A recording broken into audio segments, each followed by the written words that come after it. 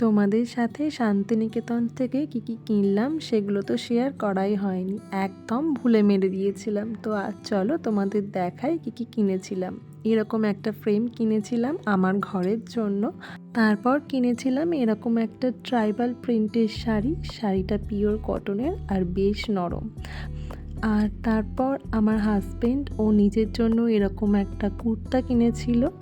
আর আমার মা আমায় এরকম একটা ব্লাউজ কিনে দিয়েছিল। এটা পুরোটাই ভি নেকের একটা ব্লাউজ আর আজরাক প্রিন্টের ওপর বর্ডার। আর এরকম একটা ব্যাগ কিনেছিলাম মেকআপ পাউচ হিসেবে ব্যবহার করব বলে।